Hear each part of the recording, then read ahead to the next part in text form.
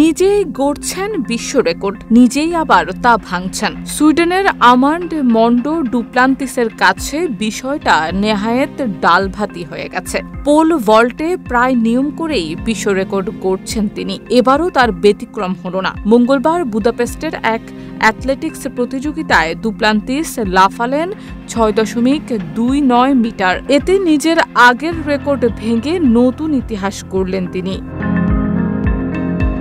25 বছর বয়সী এই তারকা দ্বিতীয় চেষ্টায় রেকর্ড গড়া লাফটি সম্পন্ন করেন। 2025 সালে এই নিয়ে তিনি তৃতীয়বার পোল ভল্টের বিশ্ব রেকর্ড নতুন করে লিখলেন। এর আগে ফেব্রুয়ারিতে ফ্রান্সের ক্লেরম ফেরতে 6.27 মিটার এবং জুনে স্টকহোমে 6.28 মিটার লাফিয়ে রেকর্ড করেছিলেন। প্রতিযোগিতায় প্রথম চেষ্টায় 6.11 মিটার পার করে এগিয়ে যান গ্রিসের ইমানুয়েল কারালিস ও অস্ট্রেলিয়ার কার্টিস মার্শালকে পেছনে ফেলে।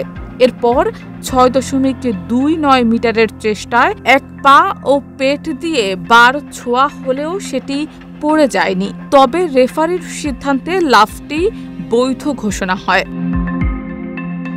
ডুপ্লান্তিস বলেন, আমি সবসময় নিজের সীমা ছাড়িয়ে যেতে চাই।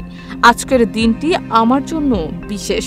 1985 সালের 13 জুলাই প্যারিসে ইউক্রেনের সের্গেই বুবকা প্রথম 6 মিটার পেরোনোর পর থেকে পোল ভল্টে বিশ্ব রেকর্ড ভাঙা হয়েছে 26 বার, যার মধ্যে বুবকা 12 বার, ডুপ্লান্তিস 13 বার এবং ফ্রান্সের রেনো লাভিলেনি একবার রেকর্ড করেছেন।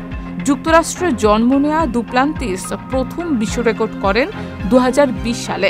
তখন তার লাফ ছিল 6.17 মিটার। আগামী মাসে টোকিওতে হতে যাওয়া আউটডোর বিশ্ব চ্যাম্পিয়নশিপের ডিফেন্ডিং চ্যাম্পিয়ন তিনি, যেখানে টানা 2 বার শিরোপা জিতেছেন। এমন ধারাবাহিক ফর্মে থাকায় এবার সেখানেও হ্যাটট্রিকের সম্ভাবনা জোরালো। শারমিন নিশু, ঢাকা পোস্ট।